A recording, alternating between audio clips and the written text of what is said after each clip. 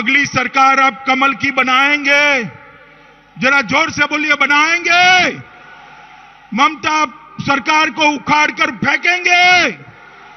मोदी जी के नेतृत्व में भाजपा सरकार बनाएंगे। दोस्तों नमस्कार। दोस्तों, आवाज भी सुनी आपने और चेहरा भी देखा आपने। ये आवाज और ये चेहरा देश के गृह मंत्री का है, जो बीते 18 दिनों से खामोश है। 18 दिनों पहले ये चेहरा और आवाज जब सारे देश ने सुना था, तब वो पश्चिम बंगाल की जमीन थी।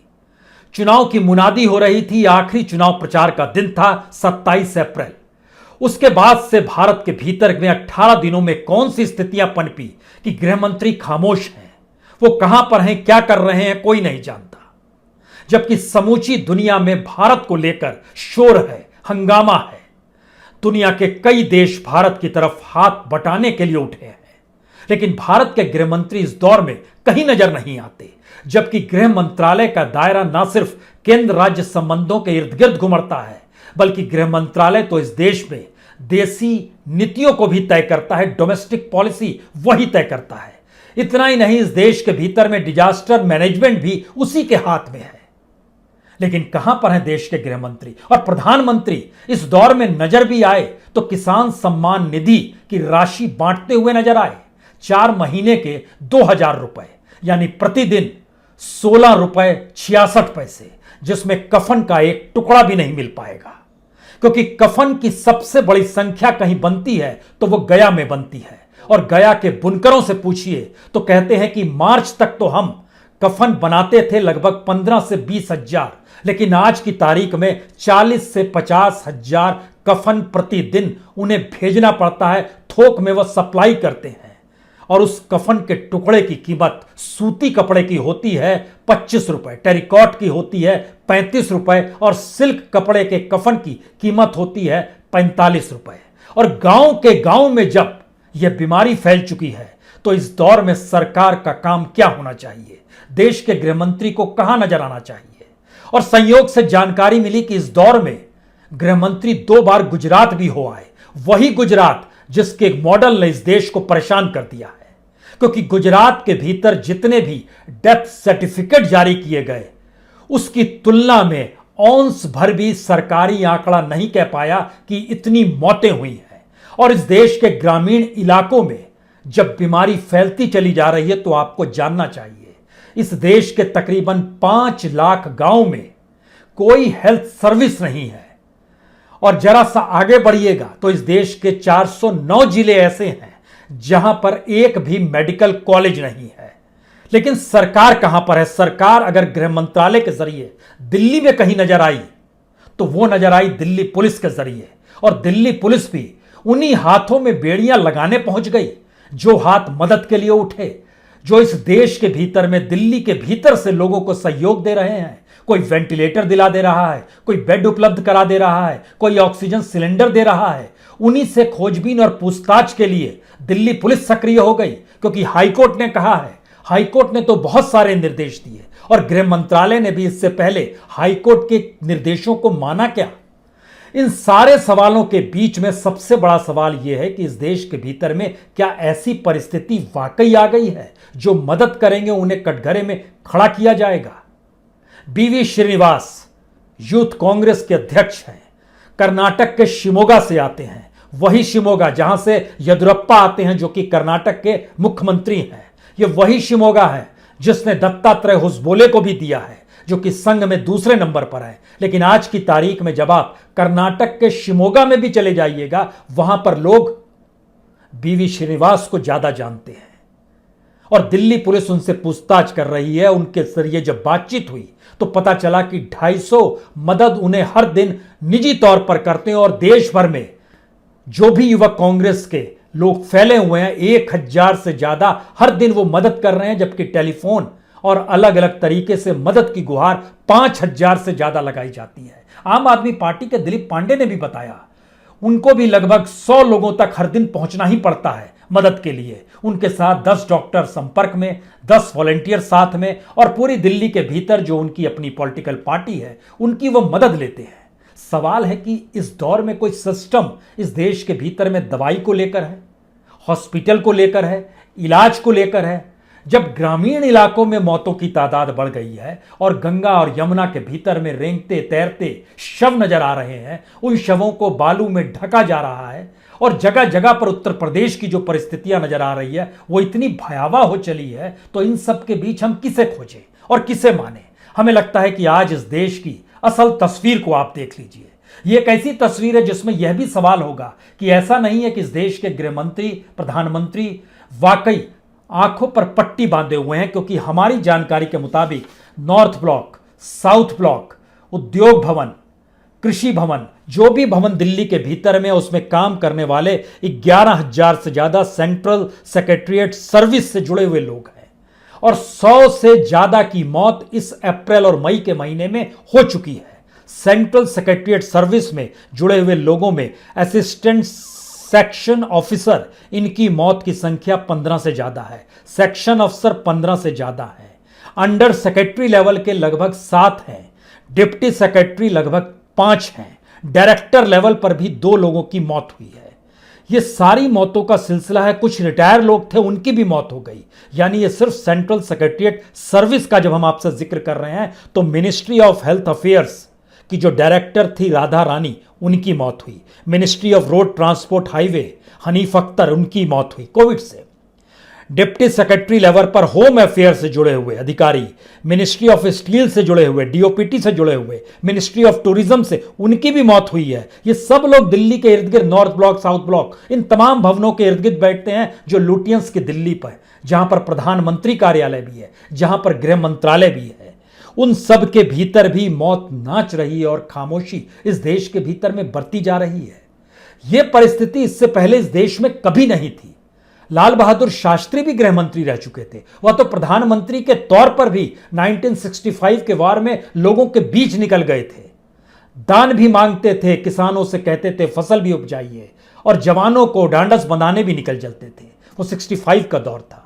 71 के दौर में भी इंदिरा गांधी इस रूप में निकली थी। इससे भी इनकार नहीं किसी को करना चाहिए। इस देश के भीतर में एक पूरी की पूरी परिस्थितियों को जब आप टटोलिएगा तो देश के प्रधानमंत्री और देश के गृह मंत्रियों की जब आप पूरी सूची देखिएगा तब आपके जहन में कुछ सवाल आएंगे कि सरदार पटेल भी जिस समय रियासतों से लड़ रहे थे तब भी वह दिल्ली के इलाके में जो पाकिस्तान से चलकर यहां पर पहुंचे थे शरण लेने के लिए, उनकी भी भोजन की व्यवस्था कराने के लिए सरदार पटेल निकल जाते थे, यह जानने समझने के लिए कि पुरानी दिल्ली में उनकी क्या स्थिति है।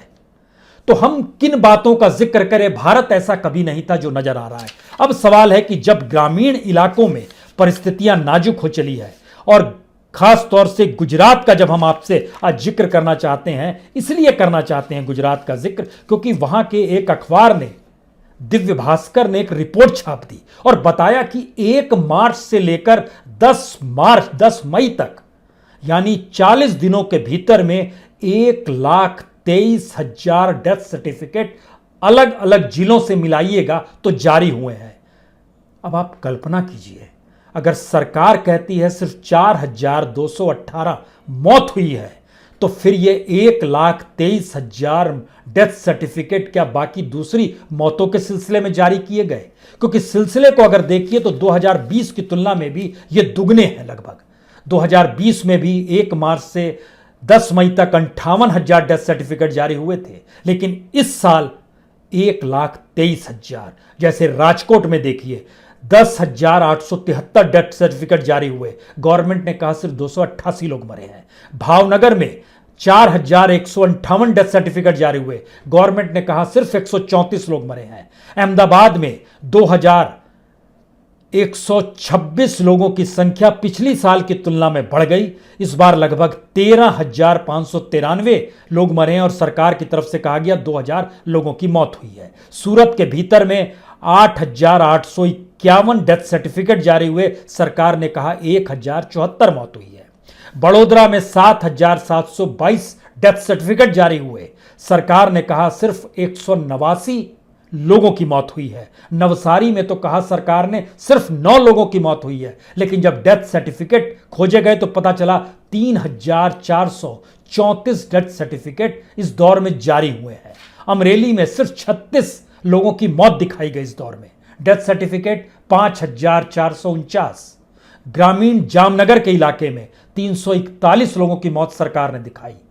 4,894 डेथ सर्टिफिकेट जारी हुए हैं। मेहसाणा इलाके में 134 लोगों की मौत सरकार ने दिखाई। 3,150 डेथ सर्टिफिकेट जारी हुए।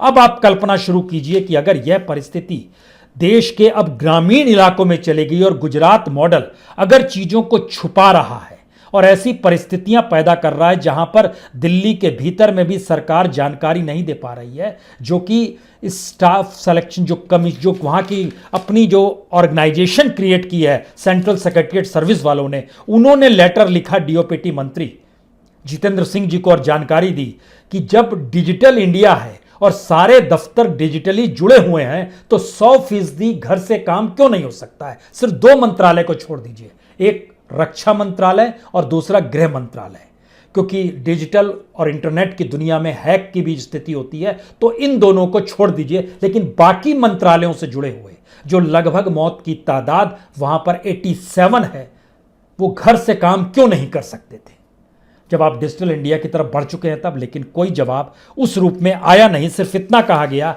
कि कल यानी परसों यानी सोमवार के दिन राष्ट्रपति भवन में वैक्सीनेशन कार्यक्रम रखा हुआ है, सब आकर वहां पर वैक्सीनेशन करा सकते हैं। यह काम सोमवार और मंगलवार के दिन होगा। यह स्थिति में हमको लगता है अगर हम आपको यह बताएं कि ग्रामीण इलाकों में जब यह चीजें फैल गई है तो उत्तर प्रदेश के भीतर में तकरीबन 56,000 गांव हैं। इन 56,000 गांव में जो गंगा किनारे अगर आप जब घूमना शुरू कीजिएगा तो 27 जिले हैं। इन 27 जिलों के भीतर में लगभग जो गांव की परिस्थिति है वो लगभग 22,000 गांव ऐसे आते हैं जो गंगा से कहीं ना कहीं उनके रिश्ते हैं। और वहां की रिपोर्ट्स जब ये बतला रही है कि लगभग 1,100 किलोमीटर तक गंगा के इस 27 जिलों को घेरते हुए और लगभग 20-25 हजार गांव से निकलती है, तो वहां पर जब मौत का तांडव है, मौत की परिस्थितियां हैं, शव तैरते हुए नजर आ रहे हैं, चाहे वो कानपुर का शेरचरी घाट हो, चाहे कन्नौज का महादेवी गंगा घाट हो, चाहे उन्नाव का शुक्लागंज घाट हो, चाहे बक्सर घाट हो, चंदौली का बड़ोदरा गांव का घाट हो, सूजाबाद इलाका बनारस का जहां का इलाका है, इन तमाम जगहों पर जब आप देखना शुरू कीजिएगा तो आपको जब इतनी बड़ी तादाद में ग्रामीण इलाकों में मौत हो चली है तो फिर इन गांवों के भीतर में क्या स्थिति है आज यह भी जान लीजिए। यह इसलिए जानने की जरूरत है कि इस देश के भीतर में ग्रामीण इलाकों में खबर दिल्ली तक नहीं पहुंचेगी कितनी बड़ी संख्या में मौत हो गई। यह जानकारी वाकई नहीं आएगी क्योंकि वहां पर हेल्थ सिस्टम ही नहीं है। हमने जब सरकार की तमाम रिपोर्ट्स को परखना शुरू किया और खास तौर से रूरल हेल्थ सिस्टम के जो सर्वे होता है बरस दर बरस निकलता है, जब उसे परखना शुरू किया तो आप हैरत में आ जाएंगे। इस देश के भीतर में कुल गांव 6,74,369 है और इस देश के भीतर में जो हेल्थ सब सेंटर्स हैं, जो प्राइमरी हेल्थ सेंटर है, जो कम्युनिटी हेल्थ सेंटर है, इन तीनों को भी अगर मिला दीजिएगा तो भी इनकी संख्या 1,88,597 होती है। यानी इस देश के भीतर में 4,75,772 गांवों में कोई मेडिकल सुविधा नहीं है। इस देश के भीतर में सबसे ज्यादा हेल्थ सब सेंटर हैं, इनकी संख्या तकरीबन 1,56,231 है। अब आप कल्पना करने की शुरुआत कीजिए कि अगर 1,56,231 health centre, primary health centre 26,901 और कम्युनिटी हेल्थ सेंटर 5,465, अगर इनको तमाम गांव में बिखरा दीजिए, जो कि ऐसा है नहीं, कुछ जगहों पर एक साथ आपको हेल्थ सेंटर भी नजर आ जाएगा और कम्युनिटी सेंटर भी नजर आएगा, लेकिन फैला दीजिए। अब इस देश के सिर्फ 1,88,597 गांव तक ही यह परिस्थिति है। तो हम दोबारा लौटते हैं इस सरकार को लेकर। इस सरकार ने किया क्या है, क्योंकि सबसे निचले स्तर पर होता है हेल्थ सब सेंटर, और हेल्थ सब सेंटर की संख्या जब मोदी सत्ता में आई थी उस वक्त इस देश के भीतर में 1,53,000 थे। आज की तादाद में यह सिर्फ 3,000 बढ़े हैं, 1,56,000 हो गए। तो क्या इन 6 वर्षों में सिर्फ 3,000 सब सेंटर ही बन पाए, जिसमें न्यूनतम जरूरत यही होती है कि एक घर होता है और वहां पर डॉक्टर नहीं होता है, वो नर्स लेवल का एक आदमी होता है, वही देखता समझता परखता है। और 6 हेल्थ सेंटर जो होते हैं वह एक साथ जब मिलाइएगा तो वह एक प्राइमरी हेल्थ सेंटर के अंडर में आते हैं, जिसकी संख्या इस देश में 2014-15 में 25,308 थी। आज की तारीख में बढ़कर वह 26,901 हुई है। कम्युनिटी हेल्थ सेंटर 2014-15 में 5,396 थी। आज की तारीख में वो बढ़कर 5,465 हो गई। हम आपको बताते हैं आज़ादी के बाद और अब मौजूदा वक्त में मोदी सरकार की स्थिति।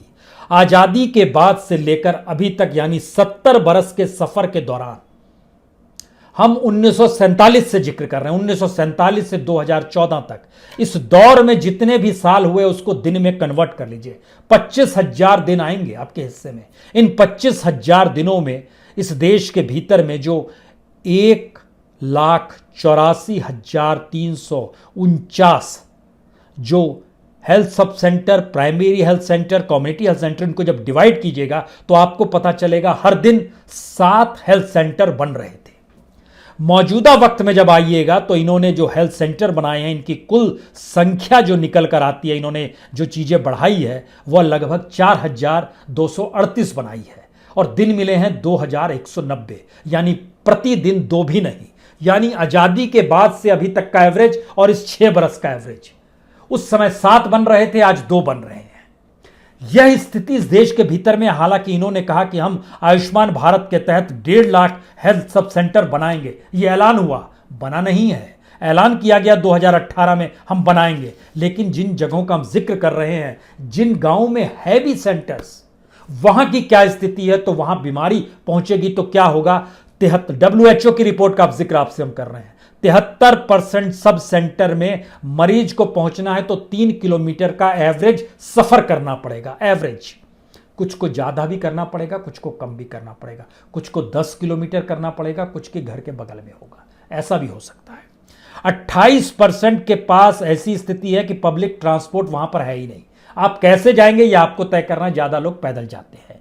20% ऐसे हैं इन जगहों पर जो हमने नाम लिया, जो 1,88,597 हेल्थ सेंटर का जिक्र ग्रामीण इलाकों को लेकर कर रहे हैं, वो सारे के सारे पब्लिक ट्रांसपोर्ट से दूर हैं। 19 राज्य के लगभग 39% हेल्थ सेंटर में मेडिकल सुविधा नहीं है। एब्सेंट है डॉक्टर, एब्सेंट है सारी चीजें। और जो public health foundation of India, उसकी रिपोर्ट बतलाती है कि बिना इंफ्रास्ट्रक्चर, बिना दवाई, बिना बेड और तो और बिना पानी की परिस्थितियों के साथ भी लोगों को जीना पड़ता है। इसीलिए इसके ठीक समानांतर जब यूनाइटेड नेशन ने रिपोर्ट जारी की कोविड से ठीक पहले की, और दुधमुए बच्चों की मौत का सिलसिला भारत टॉप पर था। क्यों टॉप पर था? क्योंकि ग्रामीण इलाकों में हेल्थ सर्विस नहीं है। उन्होंने बताया कि अस्पताल तक पहुंचने का साधन नहीं, इलाज तुरंत मिला नहीं, कोई इंफ्रास्ट्रक्चर इलाज का था नहीं। इसीलिए 7,21,000 दुधमुहे बच्चों ने कोविड से ठीक पहले के बरस में, जो 2018-19 का साल था, उसमें दम तोड़ दिया। यह इस देश के ग्रामीण परिस्थितियों की हालात है। अब सवाल है कि इसमें केंद्र से जब आप अपने इर्द गिर्द जो नौकरशाह हैं उनकी मौतें हो रही हैं, आप नहीं जान पाए। आप ये नहीं जान पाए कि डॉक्टर्स की तादाद, जो IMA ने रिपोर्ट जारी की, उसने जानकारी दी कि हमारे लगभग 1,000 के लगभग डॉक्टरों की मौत हो गई है पहले और दूसरी लहर के बीच में। बैंकर्स, इस देश के भीतर जो बैंकर्स काम करते हैं, जो सरकार की जो डायरेक्ट बेनिफिट स्कीम है ना, ट्रांसफर जिसको किया गया किसानों को भी, वह भी बैंकर्स ही करते हैं। 1200 बैंकर्स की मौत हुई है इसी दौर में। इसी अप्रैल और मई के दौर का हिस्से का हम आपसे जिक्र कर रहे हैं। उनके एसोसिएशन ने यह जानकारी दी। अब आप जरा सोचने की कोशिश कीजिए, जब एक ऐसी परिस्थिति समूचे देश के भीतर में है, तब उसमें अगला सवाल आएगा कि हम आने वाले वक्त में लड़ेंगे कैसे और इसका सामना करेंगे कैसे। और इसको लेकर जब हमने सोचना शुरू किया कि क्या वाकई, तो हमें पता चला कि इस देश के भीतर में जो पूरे 718 जिले हैं, उन 718 जिलों में से 409 जिलों में तो एक भी मेडिकल कॉलेज तक नहीं है। यानी डॉक्टर निकलेंगे कहां से? इस देश के सिर्फ 5 राज्यों को अगर मिला दीजिएगा तो 50% वहीं से डॉक्टर निकलते हैं। वहीं पर मेडिकल कॉलेजों की संख्या है, वहीं सब कुछ है। आप कहेंगे वो कौन है, यह भी बता दीजिए।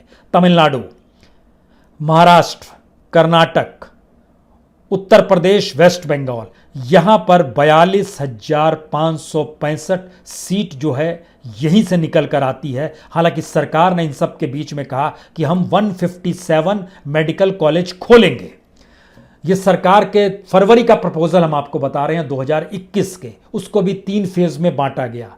58 फर्स्ट फेज में खुलेंगे, 24 दूसरे फेज में खुलेंगे, 75 तीसरी फेज में खुलेंगे। कुल खर्चा 24,000 करोड़ का होगा। सेंटर सिर्फ 15,000 करोड़ देगी, बाकी स्टेट देगा। ना पैसा सेंटर के पास है ना स्टेट के पास है, तो मेडिकल कॉलेज खुलेंगे कैसे? और मेडिकल की पढ़ाई इतनी कॉस्टली हो गई। जब हम आपसे जिक्र कर रहे हैं तो आपको यह भी जानना चाहिए कि जो कॉलेजों की स्थिति है इस देश के भीतर में, उन कॉलेजों में जो गवर्नमेंट कॉलेज हैं और प्राइवेट कॉलेज है, इसमें भी भयानक अंतर है। फीस का डिफरेंस बड़ा जबरदस्त है।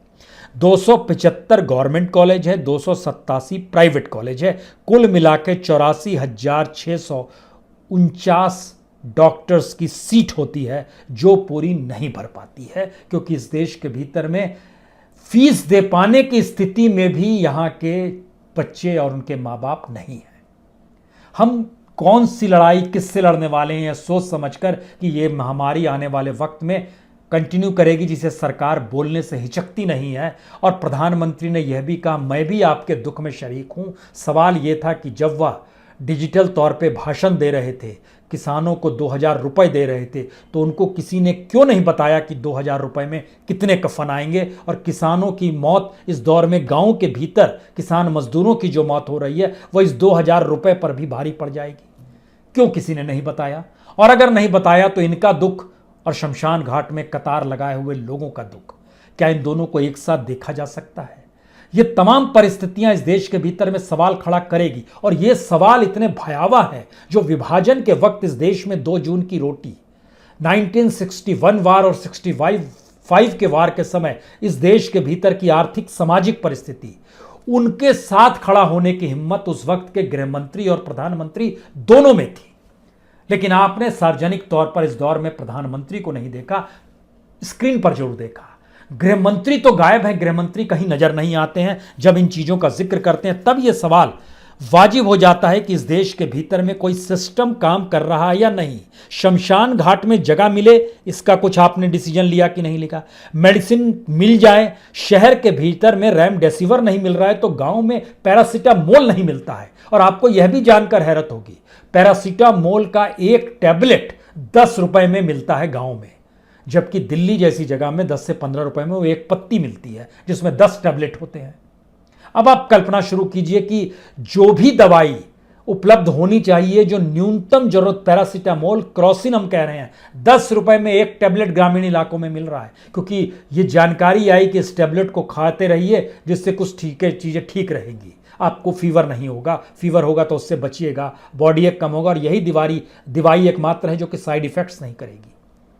वह भी गायब, वह भी ब्लैक में। कोई सिस्टम कहीं काम करेगा जो कि आता है इस देश के भीतर में, और प्रधानमंत्री के मातहत या देश के गृह मंत्री के मातहत? क्योंकि इन बातों का जिक्र इसलिए है क्योंकि सवाल सिर्फ ऑक्सीजन भर का नहीं था। सवाल था, जब आपने कोई सिस्टम बनाया नहीं तो उस सिस्टम के भीतर रुकावट कौन पैदा कर रहा है?